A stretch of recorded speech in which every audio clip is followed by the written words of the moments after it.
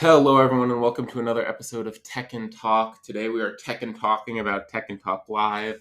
Just to clear up any confusion, this is not the Bandai Namco Tekken Talk Live series. This is my own kind of individual podcast, not affiliated. The name of this podcast kind of preceded the official one, but whatever. Uh, so I just wanted to clear that up. And so, for those who don't know, yesterday there was a Tekken Talk Live from Bandai Namco, where basically Michael Murray, Harada, Ikeda Katsudo, I believe, and one other person, let me just get the names, Kohei Nakatsu and Yasuda Esports had kind of a long conversation. It was 2 hours about the future of Tekken 8, kind of the direction they're taking it, some of the new features being added, as well as a first look at Eddy. So let's start off with kind of the pros, at least in my opinion, what they're doing right, what were the highlights of the talk. For me, the biggest thing I'm excited about is Eddy. I think Eddy looks amazing. I love what they're doing with the character. For one, this is the first time in Tekken history, in my opinion, that Eddy's attacks actually look like they hurt you. So throughout Tekken history, Eddy's always been kind of floaty, and his animations have always been a little bit like lightweight, I want to say. This time they totally reworked the animations, and they have huge impact. He has now a new stance, which is not relaxed, but it is a crouching stance, and it's a mobile crouching stance. So while you're crouching, you can kind of move forward. He also has a new install. So for those who don't know what an install is, it's basically like you do a move, and if the move connects, you get a power up.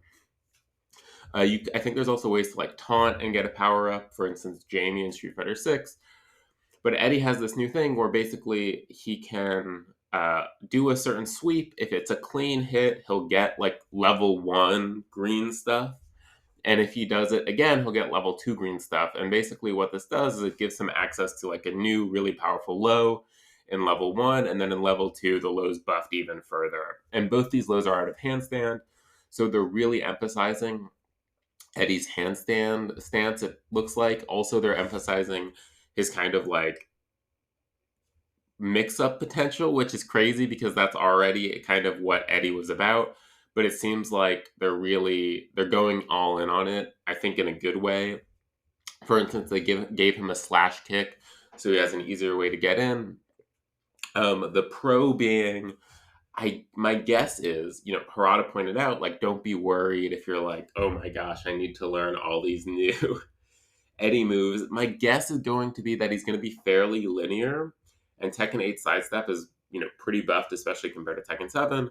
And also, there's going to be lots of highs in the string to learn, which I personally am a fan of. I much more prefer like these kind of high or sidesteppable attacks than just like, oh, this is just a 50-50 straight up, like there's nothing you can do about it. So that was a huge pro. Another huge pro, they started to address pluggers online. So they didn't exactly say what they're going to do, as far as I'm aware, but they did say that they're working on it, they know about it, you can report players, they encourage people to be reported. I wish there was a little bit more of a concrete thing. They did say something about like there's laws in different countries that mess with how much you can do and how frequently you can permanently ban players. However, like of course in Street Fighter 6, that's not really, it's less of an issue. And in other fighting games, plugging is less of an issue. So I'm just curious what they'll do about it to address it. But yeah, that overall I think was a pro for me. Another pro was of course more technical tour information, talking about how there's different ways to qualify from kind of a global leaderboard to a regional leaderboard. I just kind of like that they always bring up the Tekken World Tour because I think that's kind of a huge draw to Tekken 8 and something I look forward to. Another pro was balance fixes. They seem to be very open about kind of moderating the bugs in the game, moderating the balance in the game, and being willing to patch it. And I think, in Tekken, it's a pretty safe bet to say, like, okay, this is a bug that needs to be removed. So for example, the Jack spike into like the 25 damage combo ender, I think in some 2D games it's not always clear like if that's something should like be removed or not, but I think in Tekken it's like often very obvious what a bug is versus what like a balancing thing is. So Victor's throw break window, where it's 14 frames and like extremely hard to react to, that they've said is a bug. Whereas balance things, so for example, like King's Heat Smash being just amazing and a ton of damage, I think they're slightly letting it rock for a little bit as people figure out counterplay. So I know, for example, you can sidestep that right, but I think that Twitter video didn't circulate till a couple weeks out of launch. Let's see, what else did they do that was good? The Uniqlo collaboration, Uniqlo. I'm pretty happy. Free cosmetic items. I'm sure they're making some money off of the collaboration because they're also selling physical goods. All of the physical goods, all of the physical merch, I think is a pro. It looks all really good to me. I'm particularly excited about the Shibori threads, like hoodie tie-dye stuff. I'm a big tie-dye fan. And I kind of like the Kazuya, the all blue Kazuya tie-dye stuff. I'm sure they'll sell out pretty quick, but I'm also liking the action figures, all that stuff. So that was all good. I like the transparency. These are kind of my big pros. And I do encourage you to watch the video yourself. It is available. I guess it's like it transitions between English and Japanese, so you can get both depending on, which language you prefer. And so, okay, let's get into kind of the biggest con. Let's get into kind of a lot of the reason why the overall impression, after this video, at least for me, was kind of negative, and that is the Tekken Store. So they introduced the Tekken Store with, I'm just going to call a lie. So they basically say, this Tekken Store is all about enhancing the experience of the game and making the game better.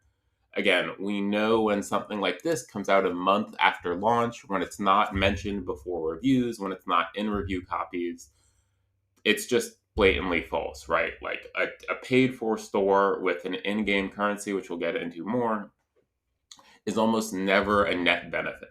This is separate from like a DLC where you can pay exact amounts, whereas in-game stores tend to be almost entirely focused around FOMO, which is fear of missing out, as well as kind of currency exchange scams where, the marketing will say something costs X dollars, but you can only purchase X plus N coins or whatever.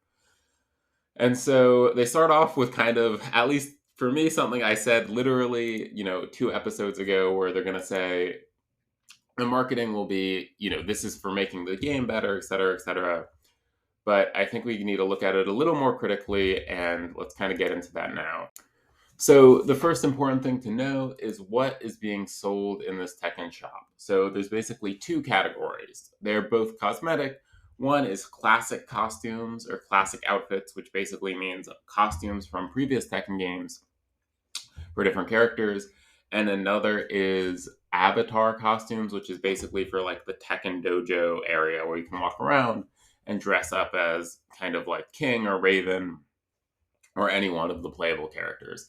So that's the first thing to know, what the shop is, what they're selling. The next thing to know is there a in-game currency? The answer is yes, which is very predictable. But so this is kind of the first, I'm just going to go through a list of kind of negatives about this, but this in-game currency is called Tekken coins, I believe.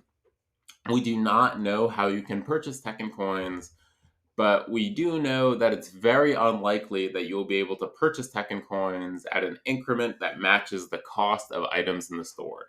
So what that means is each of these kind of Tekken-y outfits are 400 Tekken coins, which likely means the minimum price to buy these Tekken, or the minimum amount of Tekken coins you can buy, is 500 or 450 or something like that.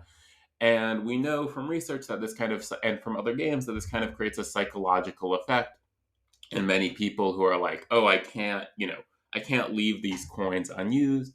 Furthermore, it means the price of any individual costume which they say is 400 coins, and that includes avatars. Wii U avatars are $4, or 400 coins. But because it's extremely unlikely that you can get 400 coins for $4, it's likely $5. So I'm not going to do this throughout the whole episode because I think it would be annoying, but really it's greater than $4. So each of the costumes are greater than $4.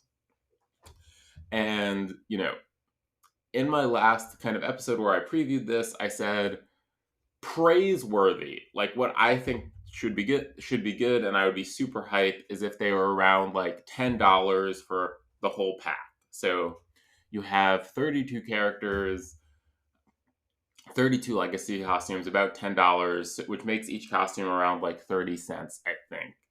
That's praiseworthy. I think, reasonable stuff would have been like $1 per costume, maybe. I really don't like the term reasonable because it's just being used on Twitter to justify predatory microtransactions and saying it's a pro to the game, essentially. But, even $1 is like... So let's get into kind of why I'm frustrated about this, or I think, why you also should be, although I don't want to prescribe kind of negativity. That seems not fun. Let's have a good positive day. But let's just imagine, these prices were consistent. So first of all, let's say, for the sake of argument, that they're $4, which they're not. They're greater than $4. But let's, again, 99% chance you can't buy 400 coins, because otherwise, why do they have the coin system? They have it specifically so that you can't do this. Anyway, let's say there was consistent pricing for the development cost of these costumes. And I know this is not exactly how they work because they expect different quantities to sell different amounts. First, let's just imagine, okay, what if I wanted to buy all the legacy costumes at the same time? Well, that would be $128. That would be more than the ultimate edition of the game. And the amount of people who will say this is super reasonable is crazy. So it would be $128 for all of these costumes. This is essentially their value proposition. And now note, there's no bundle. And because these release periodically, it's a slow burn. So after a year, you're spending $128 on these costumes, which some would say, kind of by mental accounting, that that's better or worse. For me, that's still $128 on costumes. Now let's say, okay, well, the development cost of, this is the line the panel used in the Tekken Talk Live. Man, these are not just asset flips. The development cost of these costumes are up there. And we really need to, make sure our developers are well fed and whatnot. So I'm just going to say right off the bat, I'm assuming they're paying their developers and their designers well, and that they're treating them somewhat well. That's a huge assumption in the video game industry. I don't really know that much about Bandai Namco, but I know at Ubisoft that has certainly not been the case. But if that's not the case, then the answer is not predatory microtransactions. The answer is to slow down and transfer some of all the money you're making from like the huge amount of sales and the huge amount of collaboration from profit into paying the developers. So I'm assuming that they are, I have to assume this unless news comes out otherwise. And again, if they're not, this makes it even worse, but hopefully they're paying the developers. And so let's just say $4 is what it takes, let's divide it in half. $2 is what it takes for the development cost. So $4 is like a reasonable price to sell. So you can pay your employees and also make profit. Okay. The Character Pass Season 1 is available in the deluxe edition, and I'm assuming to be sold separately soon, for $30. I would say probably like $25 to $30, depending on how you view the content of the game. But it's basically you buy the game, and then it comes with the season playable 1 character pass, which is $30. So each new character in Tekken 8, as far as I'm aware, and in the base roster, has 4 costumes. There might be 1 or 2 that have 3, but I'm pretty sure almost all of them have 4. So let's just do some math. So if it's $4 to kind of make this profit off these costumes, which I guess are just so expensive to develop, then the Season 1 playable pass, just based on the costumes alone, should be 4 times 4. So 4 characters, each of them has 4 costumes, times 4. So $64 should be roughly the price of the costumes for the Season 1 playable pass. Now, I'm not speculating here when I say the cost of developing a new character significantly outweighs the cost of developing these costumes. From the animations, the move lists, to the consulting they do with different fighting experts, to the actual art iterations, right? This is not just kind of taking an old costume, fixing it up a little bit, and putting it in PlayStation 5 or kind of the new engine. They have to have artists develop new costumes and go through management and all that stuff, including the Tekken 7 kind of redone costumes. So just from like a one-to-one value perspective, it doesn't make, like, it's hard for me. And also if you just look at the base game, 32 times 4 times 4 is $512. Like, again, if they were just selling the base game costumes with this price model, and note this is all greater than 4. So I'm doing it in the best possible case scenario. And so the store is an L, relatively speaking to all the great stuff Tekken 8 has been doing. I don't understand why there's so much like praise, like this is so reasonable. I mean, this is how normalization happens. When Street Fighter 6 came out with their costume pack, I said it in an episode, and I know a lot of you echo these kind of same sentiments. Don't let this normalize Tekken's prices. Don't let the fact that the Street Fighter 6 costumes were $6 means Tekken can make $4 costumes and everyone is hype about it. Of course, that's exactly what happened, which is unfortunate. But again, the greater than $4 costumes are, in my opinion, overpriced. And I do, going from the profits they make on these costumes back into the development of the game, I think is a good thing. But I don't think that this is the way to do it, right? Because one, there's FOMO, there's the in-game currency, there's that just base pricing, and you're doing all these merch collaborations, you're selling so much Tekken 8 copies, you're already asking for $110 for the Ultimate Edition, or $120 for the Deluxe Edition. Or no, $100 for the Deluxe Edition and like $120 or something for the Ultimate Edition, which a bunch of people are buying. You're asking like $360 for the Jin statue, which is a physical good, right? Again, just a reminder, these costumes are not physical goods. But yeah, I just wanted to get that out there. I would just say, before like leaping any praise on Bandai Namco, just ask yourself a couple of questions. One, what is the limit? So if they had said $5, would that have been reasonable? Kind of like, where does your pricing actually lie? And two, do you think $128 for all the classic costumes for the characters you love is a good value proposition? Is a reasonable value proposition when that's more than the Ultimate Edition of the game? And, relative to how much the season passes, again, it doesn't quite add up. I do think it's exploitative, unfortunately. But besides that, the Tekken talk was great. Again, I can't stress enough how excited I am for Eddy and how great I think Eddy looks. One last word. Content creators, other content creators, especially huge content creators, I don't think you're listening, like the huge ones. But any content creator out there who's listening, please just hesitate before leaping praise on Bandai Namco, because they do hear your voice. Your voice matters a lot. And $4, and even if you're not a content creator, your voice matters a lot. They're clearly listening. $4 per costume, $128 for 32 costumes over the course of like a year. I don't know. Just think twice, please, before saying how great it is. Anyways, thanks for listening. On a positive note, Eddy looks awesome. Let's be hyped about Eddy. Let's have a positive, great Tuesday. Thank you all for listening and have a good one.